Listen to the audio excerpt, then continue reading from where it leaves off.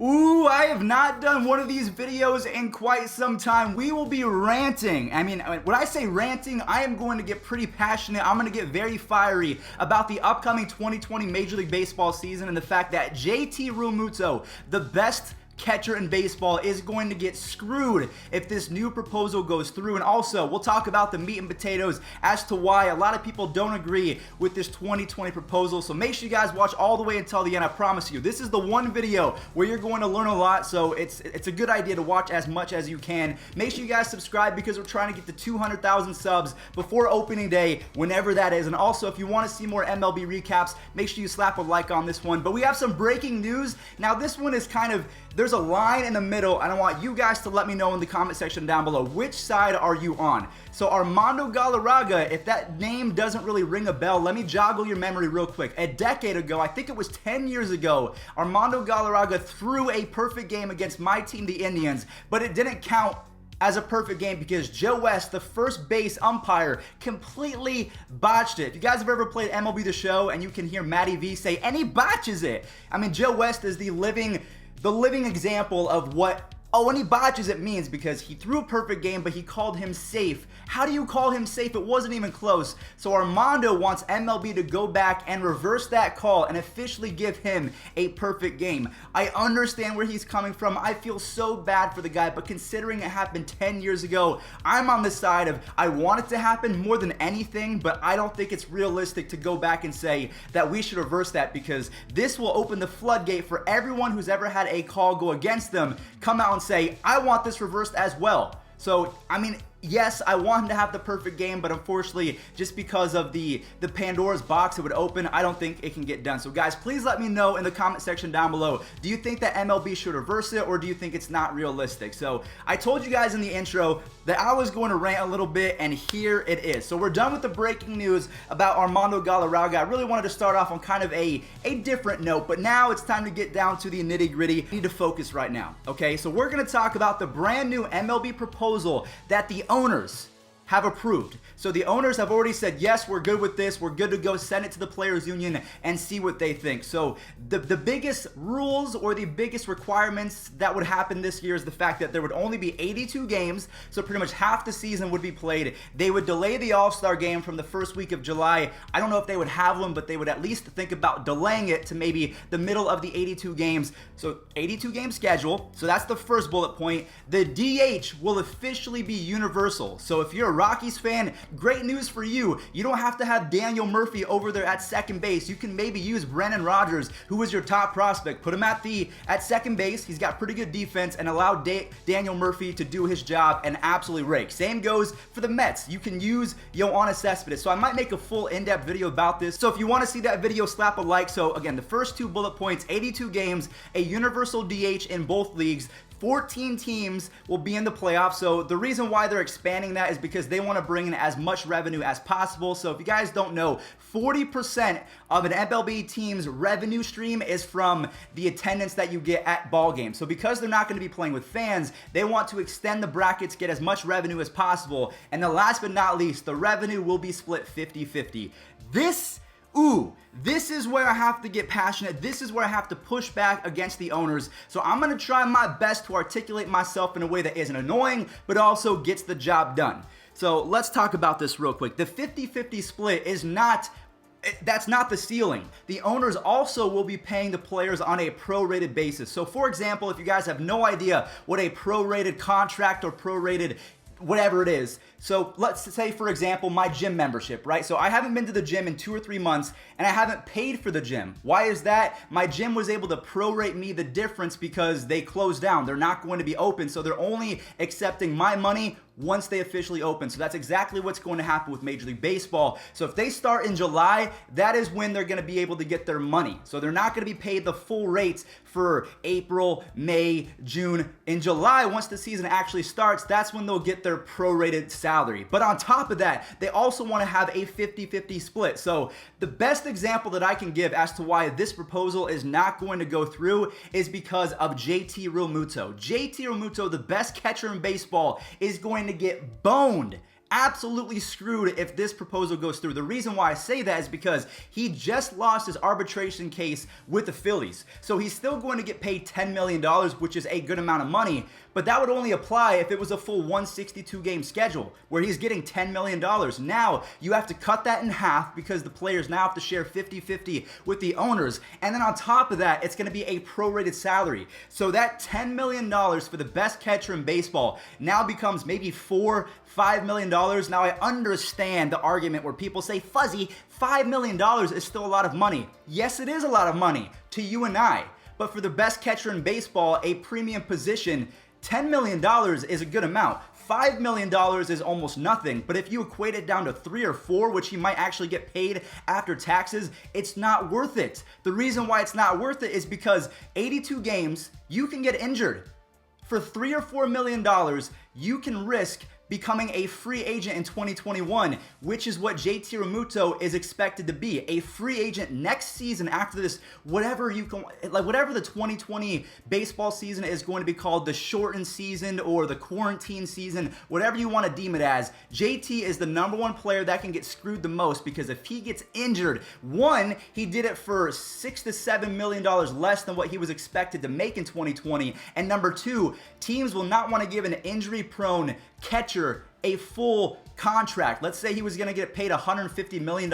He might get a 1 or 2 year deal worth about 10 to 15 as opposed to $20 to $25 million. So that's the biggest thing. The 50-50 split is not going to work for players who are going to be free agents in 2021 because if they get hurt, they're screwed. Trevor Bauer, Mookie Betts, JT Realmuto, all free agents in 2021. They're going to be making 50% less, and then if you factor in the prorated salary, even more. So it could be a 60 to 70% loss for them. So I don't like that at all. And also there's a lot of people coming out and just not sounding the smartest. So the Illinois governor says that the players owe it to us. Now when I say us, I mean the American public. The governor says that the players who I've met a few players, but he's pretty much saying that Mike Trout owes it to me to take a pay cut. I'm sorry. I don't need Mike Trout to take a pay cut for me. I'm sorry. That's not up to him. I don't think that should, I don't know if his pay cut will significantly affect my life and give me hope going forward. Like, yeah, way to go, Mike Trout. You took less money, and now I feel so much better about my situation and being unemployed. I don't think that's going to work out. So to piggyback off that point, Mark Teixeira came out, and I can't believe he actually said this. It doesn't make sense to me. I'm going to try my best to explain it. So he came out a few days ago and he said, I would play for pennies to bring people hope. Now maybe, I try to quote it as best as possible, but he said that he would basically play for free to give the American people some hope. I'm sorry.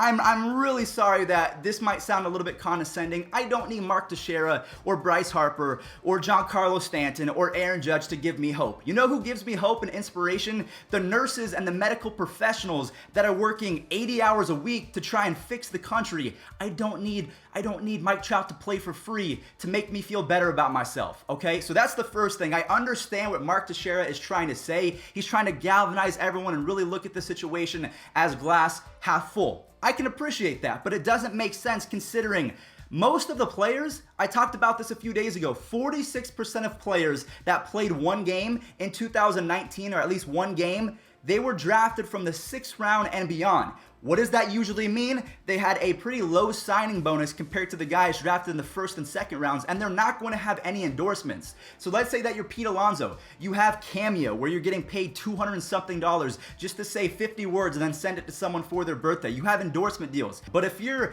a 7th round draft pick, maybe Zach Plesac, someone who's vying for a position maybe as a 4-starter or 5-starter for the Cleveland Indians, you're not going to be as set, or not going to be as well off because you don't have the endorsement deals. You don't have the humongous signing bonuses. So while I do appreciate what former elite first baseman Mark Teixeira had to say, you can't count the money in other people's pockets. You can't say, we're going to play for free because I'm an elite first baseman and I know that even in 2021, I'm going to get paid $25 to $30 million.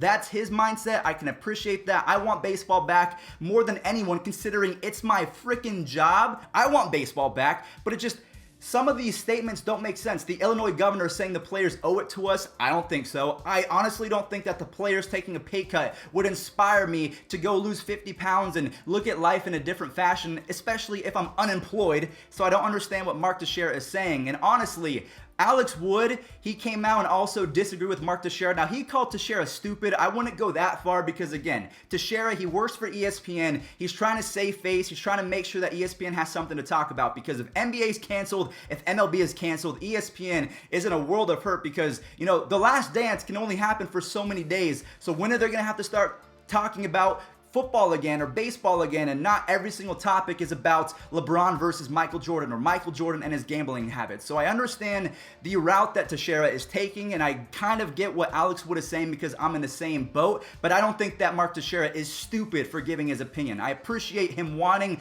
baseball to return, but it's a different mindset because he was always an elite player. You got to think about the guys that are making league minimum. Take 50% away from that and then prorate it. That's what they're going to be getting. These guys have bought houses. They've bought nice cars. Maybe you think that's stupid because they have expenses on a larger scale. I know they make more money, but again, with more money comes more responsibilities. So I don't understand really how this is going to get approved. So that is my opinion in a nutshell. JT Realmuto, he is going to get screwed if this goes through, and also every other player is going to get screwed. One thing I do want to note as well is this is coming from the owners. The owners approved of this. They want to split the revenue 50-50.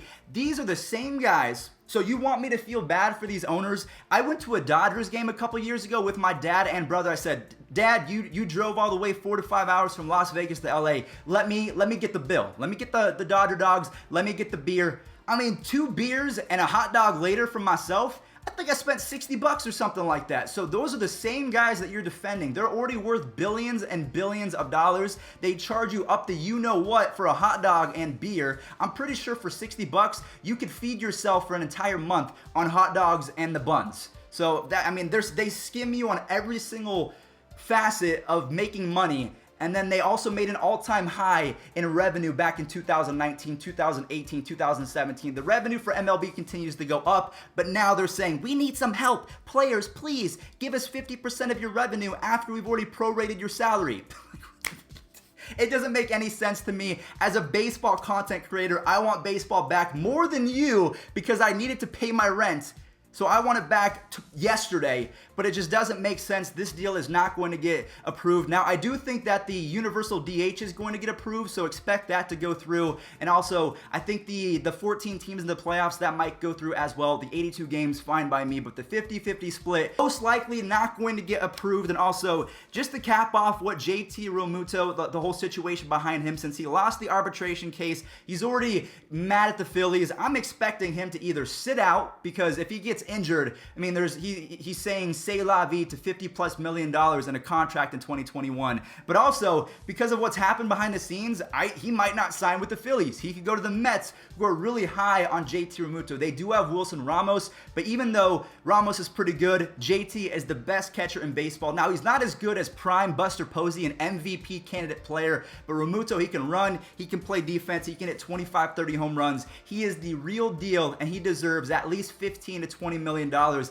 and he might make 3 or 4 if this goes through. So guys, that's gonna do it for today's video. I know that I did kind of rant a little bit, but I had to get all of my emotions onto the table. So to wrap a bow on today's video, Armando Galarraga wants MLB to reverse his botched game and have a perfect game on his record. MLB and the owners approved of a plan for 82 games, a universal DH, 14 teams in the playoffs, and a 50-50 split. And then Tony Clark, the MLBPA, the Players Union executive, he came out and said it pretty much restricts players based on revenue, and he called it a salary cap. So that is the director, the head of the union. He's pretty much come out and said, you can't really, he said this to that proposal. Now, it's not the real finger. I'm still going to keep it PG. But he pretty much said that to all the owners, and he wants them to come up with a new proposal. Now, again, it's a negotiation, so the Players Union can come back with this. The owners can come back with that. Either way, I mean, it's going to be a very, very dark week for baseball. So sit tight, buckle in. I'll keep up with the updates as best as I can. I thought today's video was really good. I was able to process my thoughts. I presented it to you guys. Now you're able to leave your opinions in the comment section down below. Do you agree with Mark Teixeira? Do you think that the players should say, I don't need any money this year? give it all to the owners. I'll play for free so we can give Americans some hope? Or do you agree with Alex Wood saying that this makes absolutely no sense because it's affecting my wallet? He's a current player. Mark Teixeira is a former player.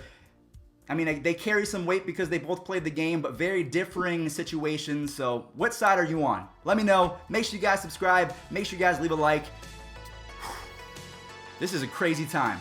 Thank you guys so much for watching. If you did enjoy, do not forget to leave a like. And also, if you want to hit that subscribe button, all you have to do is click on my face, that circle in the middle of your screen. If you're bored and want to catch some more videos, there's 2 in front of you right now. What are you doing? Click on them.